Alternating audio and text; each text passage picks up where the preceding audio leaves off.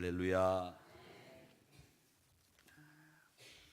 오늘 로마서 3장 13절, 14절 두 절 말씀을 읽었는데 그저께 오늘 말고 어제군요. 어제 제가 이 말씀을 강의를 새벽 시간에 했습니다마는 아주 중요한 말씀이에요. 그 로마서 13장 13절 14절은 어거스틴이 회심을 할 때에 하나님께서 들려주신 말씀입니다. 그래서 이걸 13장 14절을 13절과 14절을 여러분들에게 같이 읽자 이렇게 말씀을 드리고 같이 읽었는데, 기독교 역사에 굉장히 중요한 몇 분이겠습니다. 물론 예수님이 제일 중요하죠. 그 다음에 이 예수님 이후에 예수님의 가르치심과 행적을 어떻게 우리 생활에 또 어떻게 많은 대중들에게 전달할 거냐, 이걸 가지고 고민한 사람들이 많이 있었어요. 근데 그 가운데에서 우리가 아는 것처럼 바울이라고 하는 탁월한 신학자가 있었습니다. 그때는 신학자라고 하는 구분이 있은 것은 아니지만 이 바울이라고 하는 사람이 예수님의 행적과 말씀에 대해서 해석하고 정리를 해서 교회들에게 편지를 보낸 걸 우리는 지금 성경으로 가지고 있는 겁니다. 근데 그 바울의 해석과 적용이 없었더라면 우리가 예수님에 대해서 우리 나름대로 여러 가지 해석들을 했을 거예요. 왜냐하면 바울이 해석이 있었음에도 불구하고 고린도 교회 안에서는, 로마 교회 안에서는 자기 나름대로 해석하는 의견이 분분한 일들이 많았기 때문에 이 바울의 해석과 적용이 있어서는 까닭에 교회가 질서를 세울 수 있었다는 거죠. 그래서 고린도 교회가 질서를 세우고 로마 교회가 질서를 세웠습니다. 근데 고린도 교회와 로마 교회가 질서를 세웠음에도 불구하고 교회들은 계속 어려움을 겪게 되는데, 그때 또 나타난 사람이 누구였느냐면 바로 아우구스투스, 어거스틴입니다. 이 어거스틴이라고 하는 사람인데, 이 어거스틴이 기독교 역사에 정말 중요한 분, 저는 두 분을 꼽으라 그러면 바울, 어거스틴, 이분이 쓴 글이 성경 안에 들어와 있지는 않지만 성경 안에 들어와 있는 글보다도 더 중요한 교리들을 확립한 사람이 어거스틴이라는 겁니다. 우리는 목사도 설교 시간에 이 어거스틴의 일화에 대해서 이야기를 많이 합니다마는 어거스틴의 일화를 여러분들에게 말씀드리지만 사실은 이 어거스틴의 이야기를 설교의 반을 한다고 해도 정말 틀림이 없다고 할 정도로 어거스틴의 이야기는 우리 교리사의 기독교 역사에 정말 한 획을 긋는 역사들을 많이 만들어낸 분이다라는 겁니다. 어거스틴의 일화는 여러분 잘 아시죠? 나중에 마니교에 빠져 있다가 이 사람이 이 마니교의 허망함을 깨닫고 기독교로 개종을 해서 세례를 받게 되는데, 그때 어떤 일이 있었느냐 하면 이 어거스틴이 바닷가, 그 북아프리카 지중해 연안의 바닷가를 걷고 있는데 어떤 노인이 조개 껍질로 바닷물을 뜨고 있더래요. 조개 껍질로. 조개 껍질이 이거보다 크지 않겠죠? 조개 껍질이 요거의 한 반만 해도 큰 조개 껍질일 거예요. 이게 조개 껍질이라고 하죠. 이 조개 껍질로 바닷물을 퍼내고 있어요. 그래서 어거스틴이 다가가서 어르신, 지금 뭐 하고 계시는 겁니까? 이렇게 물었더니 이 어거스틴에 대한 그 어거스틴의 질문에 대해서 이 어르신이 하는 말이, 이 바닷물을 내가 다 퍼내려고 합니다. 아니 이걸로 바닷물을 어떻게 다 퍼냅니까? 그렇게 얘기를 하니까 당신이 지금 하는 짓이 바로 이 조개 껍질로 바닷물을 다 퍼내려고 하는 짓하고 똑같으니 그런 짓 그만두고 이제 예수 믿어야 된다라는 이야기를 한 일화, 이것도 어거스틴의 유명한 일화 중에 하나죠. 그런데 그런 일화들을 설교 시간에 저희들이 많이 이야기하지만 그런 일화로 이야기가 끝내야 될 사람이 아니라는 겁니다. 그런데 우리가 교회 안에서 이 어거스틴에 대해서 정말 중요한 인물이기 때문에 이분이 한 말들을 다 정리해서 공부할 필요가 있는데 사실은 공부할 시간이 없고 이분이 어떤 일을 우리를 위해서 했는지를 알 길이 없는 거예요. 그래서 우리가 이 어거스틴에 대해서는 공부를 좀 해보아야 된다라는 생각에 저는 이 어거스틴이 또 논쟁을 벌이거든요. 원고에 없는 얘기를 뒤에 할 얘기를 제가 앞에서 하는데 그 논쟁 두 가지가 하나가 펠라기우스라고 하는 사람과의 논쟁 하나, 그다음에 도나투스라고 하는 사람과 논쟁 하나. 이 두 논쟁이 교회사에서도 굉장히 중요한 논쟁인데 이 논쟁에서 이 어거스틴이 다 말씀으로 이깁니다. 그래서 그 사람들을 이단으로 정죄하고 교회 교리를 바로 세워 나가는 두 가지 논쟁이 있는데 그게 도나투스와의 논쟁, 펠라기우스와의 논쟁이라고 하는 두 논쟁입니다. 제가 제일 친한 친구 목사 하나가 영국에서 펠라기우스라고 하는 사람의 논쟁을 가지고 박사학위를 받아서 제가 그 논문을 가지고 있어서 제가 펠라기우스와의 논쟁에 대해서는 잘 알고 있는데 이 펠라기우스라는 사람이 영국 사람이었어요. 그 신학을 공부하는 사람들도 자기네 나라 사람 논쟁이라고 하면 자기 공부를 했더라고요. 그래서 이 펠라기우스와의 논쟁, 도나투스와의 논쟁이 중요한데 그 논쟁이 뭐 때문에 일어났는지를 제가 다음 시간과 그 다음 시간에 설명을 해드리려고 합니다. 그만큼 중요한 사람이 어거스틴이다라고 하는 거죠. 그 다음에 또 누가 중요하냐면 제롬이라고 하는 사람 설교가죠. 그 다음에 또 중요한 사람은 여러분 아시는 것처럼 황금의 입술이라고 하는 설교가 중에 설교가 스펄전이라고 하는 분이 중요한 분입니다. 왜? 그분이 우리 목사들이 설교하는 건 이렇게 해야 된다고 가르친 분이 스펄전이에요. 그래서 지금도 이 스펄전의 설교 노트는 목회자들이 꼭 읽어야 되는 책 중에 하나가 스펄전의 설교 노트입니다. 목회자가 됐다면 적어도 설교를 한다면 이 정도의 노트, 설교 노트라고 하는 두꺼운 책인데 그 정도는 읽어야 설교한다라고 말할 수 있는 거죠. 그 다음에 또 한 사람이 여러분 아시는 것처럼 성령의 역사를 일으켰던 20세기 초반의 가장 위대한 인물, 구두수성공이었던 D.L. 무디입니다. 이 D.L. 무디가 왜 중요하냐면 우리 입장에서는 D.L. 무디가 왜 중요하냐면 D.L. 무디 집회에 가서 A.B. 심프슨이라고 하는 사람이 은혜를 받고 그 사람이 집회하는 데 가서 카우만과 길보른이 헌신한 거예요. 그러니까 D.L. 무디 때문에 이 카우만과 길보른이 헌신하고 일본 선교사로, 인도 선교사로 가겠다고 했다가 조선으로 온 겁니다. 그래서 그분들이 동양 성서학원을 만들고 정빈, 김상준이라고 하는 두 분이 가서 공부를 하고 돌아와서 애오게에서 북을 치면서 전도하다가 성결교회가 생겼기 때문에 어떻게 보면 우리 교단에 있어서 웨슬레의 신학적인 전통과 D.L. 무디의 성령 운동이 우리 교단을 만들었다. 이렇게 봐도 과언이 아닐 정도로 우리에게 있어서는 제일 중요한 사람이 D.L. 무디라는 겁니다. 이 무디의 일화도 여러 가지가 많이 있지만 이런 분들이 우리 기독교 역사에 굉장히 중요한 분들인데 그 중에서 이 어거스틴만큼 중요한 사람은 정말 없다 할 정도로 중요한 사람입니다. 이 어거스틴이 중요한 것은 여러분 어거스틴이 쓴 고백록 혹은 참회록이라고 하는 책을 여러분 보셨을 거예요. 어디서 보셨느냐? 책방에서 보시기보다는 예전에는 이 번역을 해가지고 책을 막 팔다가 안 팔리면 길에다가 막 쌓아놓고 카바이트 불필 펴놓고 한 권에 1,000원씩 파는 책들이 있었어요. 보셨는지 모르겠는데 요즘엔 그런 게 없더라고요. 그냥 책을 막 이렇게 쌓아놓고 한 권에 그냥 아무거나 1,000원씩 이렇게 파는 그런 데가 있는데 거기 가보면 항상 빠지지 않고 팔리는 책이 뭐였느냐면 어거스틴의 고백론이란 책, 참회록이란 책이에요.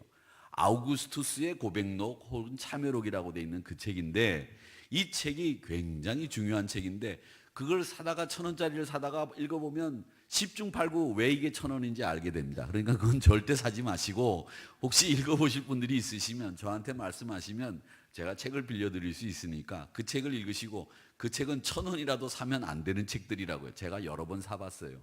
그런데 그만큼 유명한 책인데 기독교 역사를 또 한국 교회를 규정짓는데 이 고백론만큼 중요한 책이 없다. 그리고 왜 이 시대에 제가 어거스틴이 중요하다고 말씀을 드리느냐 하면 이유가 있습니다. 이 어거스틴은 아주 깊이가 있는 사람이에요. 말도 그의 글도 정말 깊이가 있어서 읽어보면 이 사람이 왜 이런 말을 했는지 또 생각해 보게 되고 또 생각해 보게 되고 또 생각해 보게 하는 그 정도의 깊이가 있는 글들을 쓴 사람이 어거스틴이었다는 겁니다. 이 어거스틴이 그만큼 중요한데, 제가 왜 이 깊이를 얘기하고 있느냐면, 한국 사회를 특징 짓고 있는 것이 뭐냐? 저는 여러분, 한국 사회를 특징 짓고 있는 게 많죠. 한국 사회는 정보화 사회입니다. IT 기술이 세계 최고입니다. 휴대폰 만드는 기술도 세계 최고고, 자동차 만드는 기술도 세계 5위 정도 되고, 배를 만드는 기술은 세계 최고예요. 중국이 아무리 지금 뭐 따라오려고 하더라도 지금 수준은 안 되고 있지만, 제가 그 동네에서 살아봤기 때문에 아는데 배 만드는 기술은 최고예요. 왜 그러냐? 배 만드는 분들이 그래요. 배 설계도를 가지고 와서 300m, 400m, 500m 되는 배를 만드는데, 그 설계도면으로 용접을 해가지고 딱 배를 만들어 놓으면, 이 용접을 하는데 용접이 정확하게 안 되면 500m 되는 배가 용접을 잘못해 놓으면 만들고 나면 450m밖에 안 된대요. 용접하는 데가 무진장 많기 때문에 그 용접을 조금씩만 덜하고 덜하고 더하고 해가지고 이 길이가 설계도면대로 안 나온다는 거죠. 그런데 우리나라 분들이 용접해가지고 만드는 배는 500m 설계도로 만드는 배가 용접을 딱 끝내면 500m가 정확히 딱 맞아 떨어지는 그런 기술을 가지고 있다는 거예요. 여러분 안 그렇겠어요? 500m 정도 되는 배를 만드는데 용접 얼마나 많이 하겠어요? 그런데 그 용접하는 데를 정말 빈틈없이 딱 해가지고 배를 만들어내면 설계도면대로 500m짜리 배가 딱 나온다는 거예요. 그래서 우리나라는 항공모함은 없고 준항공모함이라고 하는 이지스함이라고 하는 것을 지금 가지고 있는데, 우리나라가 항공모함을 만들려면 한 달 이내에 미국에 있는 항공모함보다 더 많이 만들어낼 수 있대요. 그리고 그 배를 만드는 분들이 뭐라 그러면, 전쟁만 한번 일어나봐라, 우리나라 군인들 배다 태우고 북한에 가서 다 내려놓는 배 열흘이면 만든다, 뭐 이런 얘기들을 하시더라고요. 근데 그분들이 이제 뭐 오만해서 자기 기술을 자랑하기 위해서 그런 얘기를 하는지 모르지만, 이젠 전쟁이 나도 우리나라가 만약에 부산까지 밀린다고 하더라도 제주도로 갈 필요 없대요. 우리가 만든 배 다 올라탔다가 북한에 가서 다 내려주면 된대요. 뭐 그 정도로 배를 잘 만든다는 거죠. 그렇게 우리나라 분들이 배도 잘 만들고 또 휴대폰도 잘 만들고 자동차도 세계 5위로 잘 만드는 그런 나라인데, 문제가 뭐냐? 그런데 우리나라는 경박하다는 게 문제예요. 경박하다. 이 경향이 가장 심각한 곳이 어디냐? 교회일 수도 있습니다. 요즘 보세요. 설교 잘하시는 분들 진짜 많이 계세요. 목사님들도 설교 잘한다, 은혜가 넘친다, 전도를 합니다. 우리도 파인네 전도 운동을 하는데, 여러분 분명히 아셔야 돼요. 교세를 늘리기 위해서 급급한 나머지 하는 전도는 하지 말아야 돼요. 물론 전도를 해서 교세가 불어나는 걸 나쁘다고 말할 수는 없죠. 그런데 하나님은 우리의 동기를 보신단 말이에요. 동기, 뭐 때문에 일을 했는지 하나님은 아셔요. 우리 중심을 아시기 때문에. 그렇기 때문에 우리가 해야 될 일은 뭐냐? 제가 영혼 사랑한다, 이게 제일 중요한 거라는 거죠. 내가 그분의 영혼을 사랑하기 때문에 그분을 전도해야 되겠다라는 강렬한 욕구가 내 안에, 영적인 욕구가 있어야 그게 전도가 되는 거고, 그게 진짜 파인네 전도 운동이지. 그런 마음이 없이 말이죠, 다른 마음 가지고 하면 안 된다는 거죠. 그게 경박한 거 아니냐. 그런데 이렇게 주객이 본말이 전도가 되고 주객이 바뀌어 있는 그런 것에 대해서 우리가 지금 깨닫지를 못하고, 그런 것을 지금 우리가 성찰하지 못하고 나가면 안 된다는 거죠. 깊은 성찰 없이 그냥 자기 편한 대로 교회를 이동하고 유명 목사를 따라다니고 목사들은 유명해지려고 하고, 이런 게 경박한 모습들이 아니겠느냐, 이런 생각을 하는데, 그런 경박함 속에서 벗어나기 위해서 우리가 정말 깊이 있는 신앙생활을 하기 위해서 필요한 사람이 누구냐? 저는 어거스틴이라고 생각을 합니다. 어거스틴. 이분에게서 받는 감동은, 여러분 다른 책 100권을 읽는 것보다 어거스틴의 고백록 한 권을 읽는 것이 훨씬 더 은혜가 되고 훨씬 더 여러분의 신앙에 유익하다라고 하는 것을 저는 감히 말씀드리고 싶어요. 여러분 고백록은 꼭 읽어보셔야 됩니다. 어거스틴이 이 글을 참 좋아하고 잘 쓰던 사람이었는데 이 사람이 이런 얘기를 했어요. 나는 글을 쓰면서 발전해 나가고 발전해 나가면서 글을 쓰는 사람이다. 글을 쓰면서 자기의 사상을 발전시켜 나갔고 또 발전시켜 나간 그 사상을 글을 쓰면서 또 발전시켜 나간 사람이 어거스틴이었다라고 하는 그 말을 했습니다.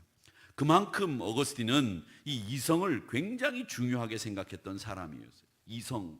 근데 우리는 사실 이 한국 기독교는 이성보다는 감성에 더 호소하는 그런 신앙으로 자리 잡았잖아요. 그래서 기도회 하면 주야 막 하고 말이죠. 막 그냥 불같이 뜨겁게 기도하는 것이 은혜로운 거라고 생각을 했지만 사실은 우리가 그 감성에만 치우친 신앙생활을 하다 보니까 이성이 마비된 신앙생활 속에서 기복주의 신앙으로 흘러갔고 한국 교회가 이상한 모습으로 신앙이 자리 잡아 가려고 할 때에 각성이 일어났잖아요.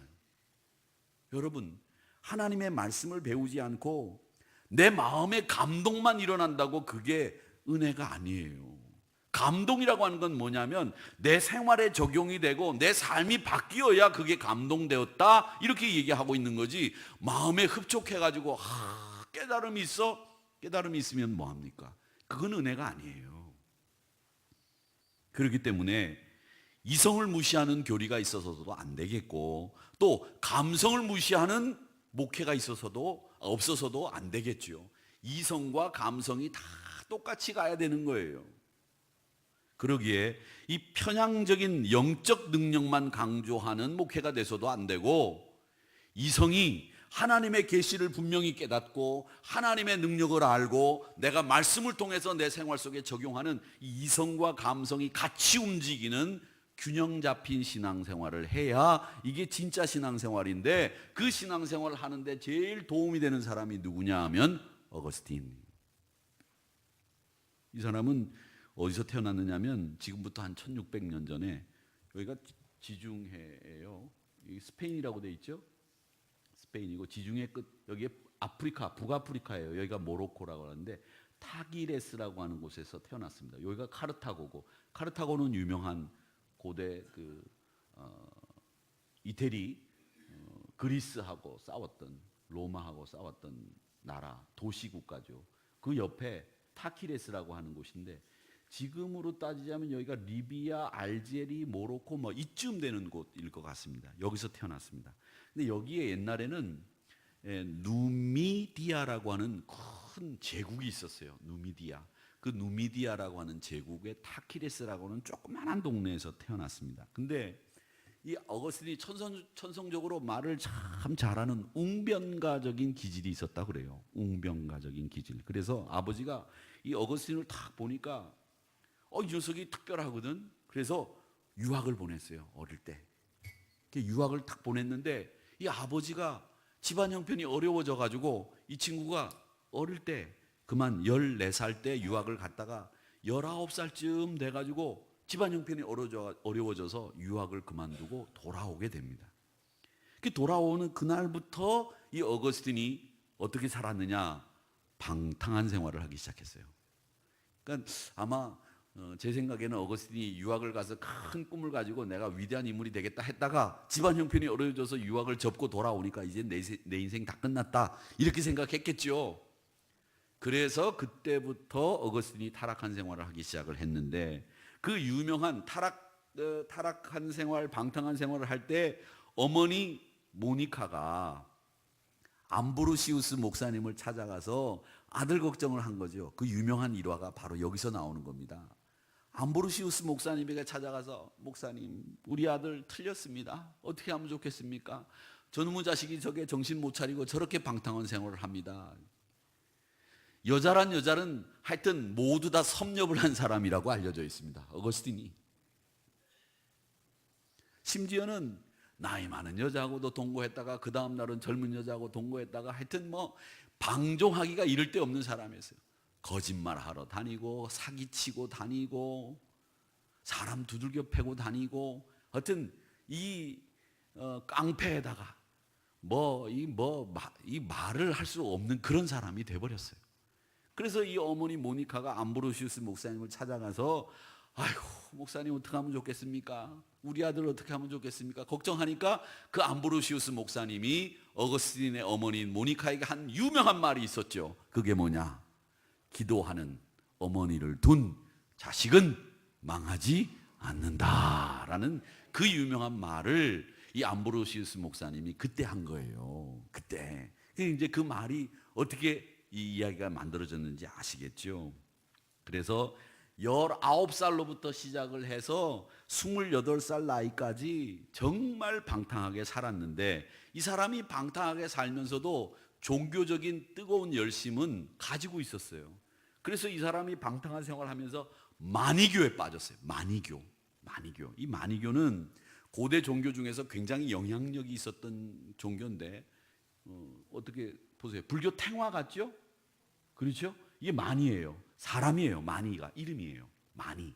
근데 이 사람이 어떤 사람이냐면 지금의 이라크 정도에서 태어난 사람인데, 이 사람이 그러니까 조로아스터라고 하는, 여러분 역사를 공부하면서 조로아스터라는 말을 들어보셨을 거예요. 그 사람은 불을 숭배하던 사람이었는데 그 조로아스터의 불의 종교, 그다음에 석가모니 붓다, 고타마 시타르타 그 사람의 교리, 그다음에 예수의 교리, 이걸 합쳐가지고 가장 정말 모든 사람들이 보편적으로 따라갈 수 있는 종교, 그걸 만들어낸 사람이라고 자기가 자처하고 가르쳤던 사람이 누구냐면 마니예요. 마니. 그러니까 이 종교를 많이 모아가지고, 많은 종교를 모아가지고 종교를 만들었다 그래서 마니라고 하면 됩니다. 기억하시겠죠 이제? 그러니까 공부하는 거 어려운 거 하나도 없더라고. 내가 보니까 이렇게 외우면 돼. 마니 이름 외우는 거, 많이 종교를 모아가지고 그게 마니예요. 조로아스터도 데려다 놓고 불교도 갖다 놓고 예수도 갖다 놓고, 그래서 통합을 해서 말하자면 우리나라 말로 얘기하면 뭐라 그래요? 짬뽕 해가지고 그걸 종교로 만든 사람이 마니였어요.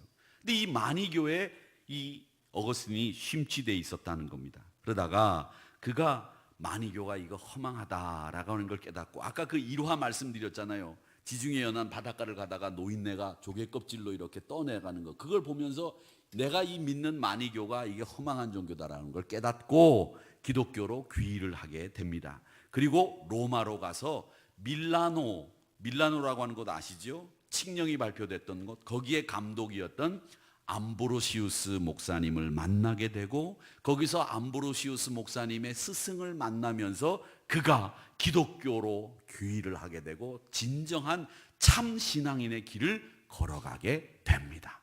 그 암브로시우스 목사님이 이렇게 생기셨다 그래요.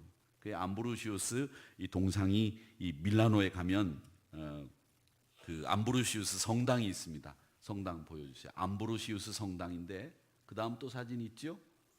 나중에 여러분들이 가셔서 보시면, 아, 이게 암브로시우스 성당이 우리 기독교의 역사의 한 획을 그은 어거스틴이 세례를 받은 곳입니다. 세례를 받은 곳이다, 이렇게 아시면 되고, 이 암브로시우스 성당은 암브로시우스 감독을 기념하면서 세운 성당인데, 이 목사님이 기도하는 어머니를 둔 자식은 망하지 않는다라고 하는 말을 하신 분이다, 이렇게 알고 가서 보면 훨씬 더 은혜가 되겠지요. 여러분은 어디를 가든지 은혜가 될 줄로 믿습니다.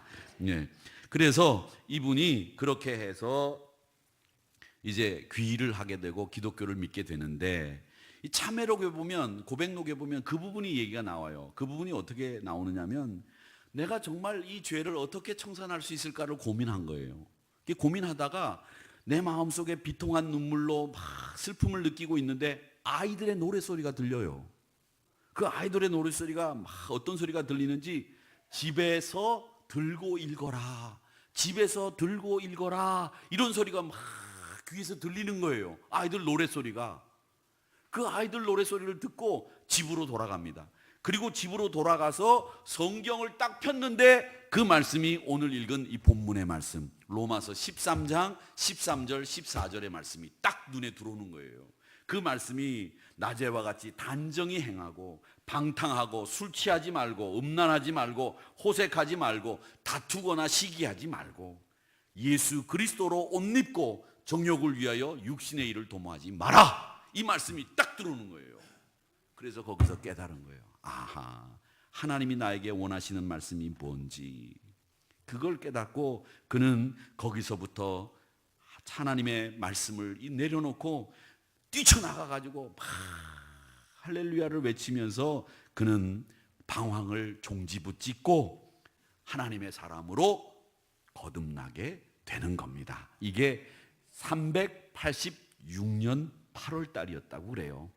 그래서 이 386년 8월 달이 이 어거스틴이 회심한 가장 중요한 기독교의 한 날이다, 이렇게 이야기를 합니다. 그런데 이분이 고백록에서 그런 얘기를 해요. 내가 정말 이렇게 거듭나게 된 것은 하나님께서도 역사를 주셨지만 나에게 있어서 제일 중요한 분은 어머님의 기도였다, 이렇게 이야기를 합니다. 그러니까 여기 앉아 계신 우리 어머니 되시는 권사님들과 집사님들의 기도가 얼마나 중요한지를 아시겠죠. 여러분, 자녀를 위한 기도는 하루도 한시도 빼놓지 말고 기도하셔야 되는 겁니다. 특별히 어머님 되신 분들은 이 자녀를 위한 기도를 거르는 것은 정말 이건 하나님 앞에 책임 못 질 일이에요. 그러니까 자녀들을 위한 기도를 쉬지 않았던 그 모니카가 인간 같지도 않은 그 어거스틴을 인간답게 만들고 기독교 성자로 만드는데 이 어머님의 기도가 있었기 때문에 가능했다라고 하는 것을 아시고, 이 어거스틴이 탁월한 교부가 되고 이 모니카의 기도가 없었다면 우리 기독교는 사실 아직까지도 방황하고 아직까지도 어려움을 겪을 수 있었다, 이렇게 생각을 하시면 되겠습니다. 자, 그렇게 이 모니카의 기도가 이 어거스틴을 성자로 만들었다. 모니카가 어떻게 생겼는지 보셔야 되겠죠? 어떻게 생겼는지 보고 그린 것 같지는 않아요, 제가 볼 땐. 그렇죠? 근데 이게 모니카와 어거스틴이라고 하는 성화입니다. 그래서 모니카를 이렇게 그렸는데, 보고 그렸으면 어거스틴은 그래도 그 부조를 만들어 놓은 것이 그 당시에 유명한 사람이니까 부조 만드는 기술들이 있어서 어거스틴이 살아있을 때 만들었다 그래요. 그래서 이 어거스틴의 그림은 거의 실제 얼굴과 비슷한데 모니카의 얼굴은 실제 얼굴하고 뭐 같다고 볼 수가 없죠. 그런데 어쨌든 성화로 모니카와 어거스틴이라고 하는 성화입니다. 자, 그렇게 이 암브로시우스 감독의 영향을 받으면서 쾌락을 벗어나서 이 어머니 모니카의 신앙 아래서 이 어거스틴은 거듭나게 됩니다. 자, 이 모니카가 그만큼 중요한 사람인데 이 어거스틴의 이 회심에 불을 붙인 사람이 있어요. 그 사람이 뭐냐면 폰티키아누스라고 하는 이 어거스틴의 친구였습니다. 근데 그가 이렇게 회심하게 된 정원이 있어요. 회심의 정원이라고 돼 있는데 여기서 그 아이들의 노랫소리가 들린 거예요. 집에 들어가서 들고 읽어라, 이런 그 소리를 듣고 집으로 들어가서 펼친 말씀이 로마서 13장 13절 14절의 말씀이었다. 그래서 구역장 교육이 왜 나오지? 구역장 교육 때도 이 얘기를 하나 보죠. 네. 이게 회심의 정원이에요. 회심의 정원, 여기에서 그 아이들의 소리를 듣고 들어가서 그가 폭풍 같은 눈물을 흘리면서 로마서 13장 13절의 말씀을 읽었다라고 하는 겁니다. 자, 어거스틴에 대해서 이제 우리가 정리를 이제 넘기세요. 예. 그냥 이거 말고 아까 그 사진 켜놓으세요. 사진. 그래도 돼요. 됐습니다. 예. 보시면서 들으시죠. 어거스틴은 중요한 몇 가지가 있는데 그 얘기를 하고 마치겠습니다. 뭐가 중요한 사람이냐? 이 사람은 죄를 깊이 이해한 사람이에요. 한번 따라해 보시죠. 죄를 깊이 이해했다. 이 어거스틴이에요. 자기가 죄를 지어봤기 때문에 죄가 뭔지를 알았어요. 그 죄를 심각하게 다루어야 된다는 것을 알고 말씀을 통해서 이 죄를 이해한 첫 번째 사람. 바울보다도 어쩌면 말씀을 통해서 죄를 가장 잘 이해한 사람이 어거스틴이었어요. 그래서 그 죄를 어떻게 얘기하고 있냐면, 죄는 어떻게 시작하느냐, 우리는 죄가 어떻게 시작하는지 아직 성찰이 없었는데 어거스틴은 죄의 모든 시작은 자만, 교만에서부터 시작된다라는 말을 누가 했느냐? 어거스틴이 했어요. 그래서 이 교만과 자만이 죄의 출발점이다. 그렇게 얘기하면서 사람에게서도 돌아서고 하나님에게서도 돌아서는 게 죄다. 이렇게 얘기했습니다. 근데 우리는 죄는 하나님에게서만 돌아서는 게 죄라고 생각했는데 어거스틴은 그게 아니라 하나님에게서도 돌아서고 사람에게서도 돌아서는 게 죄다. 이렇게 얘기한 사람이 어거스틴이었어요. 그리고 또 어거스틴이 얘기했을 때 그게 인간이 이 죄가 어떻게 시작됐느냐면 하나님에 대한 복종하지 않음, 불복종에서부터 시작을 해서 반역이 일어났고 그 반역으로 하나님과 우리가 분리됐다. 이 말을 누가 했느냐면 어거스틴이 한 말이에요. 제가 한 말처럼 설교 시간에 얘기하고 많은 신학자들이 그렇게 얘기하는 게 어거스틴이 얘기를 그렇게 한 거예요. 하나님과 우리가 분리됐다, 격리됐다, 돌아섰다. 이 개념을 제일 먼저 이야기한 사람이 어거스틴이었다라는 겁니다. 그리고 또 어거스틴이 한 이야기가 있는데 그 얘기가 뭐냐면 우리가 내게 능력 주시는 자 안에서 모든 것을 할 수 있습니다 라고 하는 빌립보서 말씀을 우리가 얘기할 때에 그 능력이 하나님께로부터 온다는 말을 누가 제일 먼저 했느냐? 어거스틴이 제일 먼저 했어요. 우리의 힘은 다 하나님으로부터 온다. 그러니까 여러분의 힘으로 하는 게 아닙니다 라고 하는 말을 이 어거스틴이 제일 먼저 한 거예요. 그러니까 우리가 하나님으로부터 분리되면 힘이 있어요, 없어요? 없어지는 거죠. 그 얘기를 이 어거스틴이 했습니다.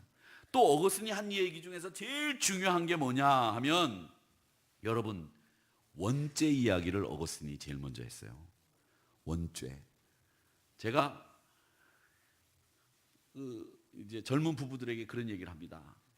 당신이 아무리 신앙생활을 경건하게 하고 아내를 경건한 사람을 만났다고 하더라도 둘이 결혼해서 애를 낳으면 원죄가 없느냐? 원죄가 없습니까? 있습니까? 있습니다. 그래서 그걸 원죄가 계승된다고 말합니다. 그 원죄가 계승된다고 말한 사람이 누구냐? 어거스틴이었어요. 그러니까 이런 우리 교리적으로 원죄가 계승된다라고 하는 말을 성경에 근거해서 한 사람이 이 어거스틴이었다는 거죠. 그래서 우리가 알고 있는 이 교회, 교리는 거의 다 이 어거스틴이 정리를 해놓은 겁니다. 물론 여러분들 이런 부분에 대해서 성경 구절을 하나씩 다 갖다 대고 그걸 분석하고 왜 이렇게 얘기했는지 하려면 머리가 아프겠죠? 그건 누가 해야 되냐? 제가 해야 될 일이고 여러분들은 어거스틴이 그런 말을 했구나 라고 하는 것을 아시면 됩니다. 자, 그리고 또 한 가지만 더 어거스틴이 한 얘기가 있었는데 그게 뭐냐면 은총은 하나님의 선물이며 하나님의 주권하에서 하나님이 주시는 거다라는 겁니다. 하나님에 의해서 주어지는 게 은총이다. 우리가 달라고 해서 하나님이 주시는 게 아니에요. 우리가 뭘 잘해서 하나님이 주어지는 게 아니라 하나님의 주권하에서 주어지는 게 은총이다. 이 이야기를 어거스틴이 했습니다. 그러니까 은혜라고 하는 거, 은총이라고 하는 건 내가 뭐 잘하고 새벽에도 열심히 기도하고 수요일 날도 나오고 주일 날도 나오고 뭐 헌금도 많이 하고 신앙생활 예쁘게 해서 그 사람에게는 은총 주고 시덥지 않은 사람에게는 은총 안 주고 그건 우리가 몰라요. 왜? 하나님의 주권하에서 하나님이 은총을 주시는 거기 때문에 그건 하나님의 소관이라는 거죠. 하나님의 뜻대로 이루어진다는 거죠.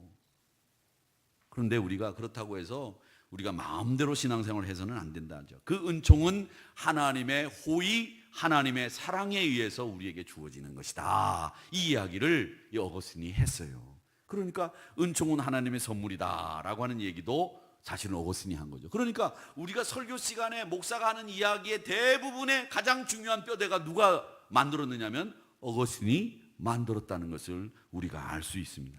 그래서 이 어거스틴이 바로 우리 기독교 역사의 한 획을 그었다, 한 획을 그었다라기보다는 기독교의 뼈대를 만들었다고 해도 과언이 아닐 정도로 많은 교리들을 그가 세웠다, 이렇게 이해를 하시면 되겠습니다. 그 다음에 이제 두 가지 논쟁을 가지고 또 얘기를 할 텐데 이 논쟁은 여러분들이 아셔야 되는 거예요. 왜 알아야 되느냐 하면 하나는 이 도나투스라고 하는 사람과 논쟁을 벌였는데 이 도나투스와의 논쟁에 대해서는 제가 설명을 해드리겠습니다만은 가장 중요한 것은 도나투스와의 논쟁에서는 교회가 어떻게 거룩하냐라는 거예요. 여러분, 교회가 어떻게 거룩합니까? 여러분 한 분 한 분이 거룩해지면 교회가 거룩해집니까? 어떻게 생각하세요? 우리 한 사람 한 사람이 거룩해진다고 교회가 거룩해지는 게 아니라는 거예요. 교회 거룩이라고 하는 것은 뭐냐? 이 이야기를 도나투스와의 논쟁을 통해서 교회가 거룩해지는 방법에 대해서 이야기를 했고, 거룩한 교회가 어떤 교회냐라고 하는 걸 정리해 놨어요. 뭐 물론 그렇다고 해서 우리가 거룩하지 않아도 뭐 교회가 거룩해지지 않는다고 하니까 우리 막 살아도 된다, 이 얘기는 아니에요. 근데 거룩하다라고 하는 그 말을 교회에다가 적용할 수 있는 게 뭐냐? 이걸 이 바울 사도의 뒤를 이어 이 어거스틴이 정리를 도나투스와 논쟁을 벌이면서 세워놨어요. 교회가 어떻게 거룩해지는 것이냐라고 하는 것. 그 다음에 또 하나, 이 펠라기우스라고 하는 사람과 논쟁을 하면서 어떤 얘기를 했느냐면, 이 펠라기우스라는 사람은 아주 엄격한 도덕주의자였어요. 1분 1초도 자기 마음대로 시간을 안 쓰는 사람이었습니다. 근데 그 사람과 논쟁을 하면서 이 은총이 하나님의 선물로 주어진다라고 하는 것을 세운 사람, 하나님께서 우리에게 주시는 은혜가 아니면 우리는 설 수 없다라고 하는 이야기를 한 그 교리를 세울 때 이 펠라기우스와의 논쟁을 통해서 세웠다라는 겁니다. 그러니까 여러분, 이 기독교 교리가 갑자기 하늘에서 뚝 떨어진 게 아니라는 걸 알 수 있겠죠. 논쟁을 통해서, 회의를 통해서, 교회 분란과 대립을 통해서 교회가 성경 말씀에 의해서 어떤 것이 정도로 가는 것이고 어떤 것이 진짜인지를 밝혀낸 거예요. 그러니까 교회가 어려움 속에서 어떻게 보면 갈 길을 찾은 거죠. 그리고 교리가 뭔지를 깨달은 거예요. 이게 바로 어거스틴의 공로였다라고 하는 것입니다. 그 중에서 제일 큰 공로는 죄가 하나님으로부터 돌아서는 것이었다, 인간으로부터 돌아서는 것이었다, 하나님과 격리되는 것이다라고 하는 개념을 우리에게 준 사람이 어거스틴. 그가 죄의 개념을 확실하게 우리에게 세워서 가르쳐 준 사람이 어거스틴이었다. 이것만 여러분 꼭 기억하셔도 이 어거스틴에 대해서 많이 배우는 겁니다. 그러니까 제가 설교하는 것도 사실은 보면, 목사들이 지금 설교하는 것도 사실은 다 어거스틴이 한 얘기를 우리가 리바이벌 하는 거예요. 그만큼 중요한 이야기를 했던 사람이 어거스틴이었다라고 하는 거죠.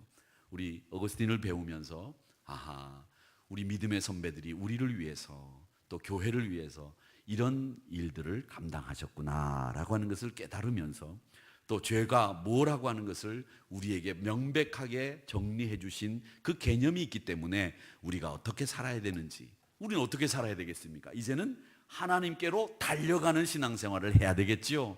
하나님과 연합하는 신앙생활을 해야 되겠지요. 하나님과 꽉 붙어서 그 손을 놓지 않고 사는 생활을 해야 우리가 순종의 사람, 하나님의 사람으로 살 수 있다라고 하는 것을 이 어거스틴을 통해서 배우게 되는 겁니다.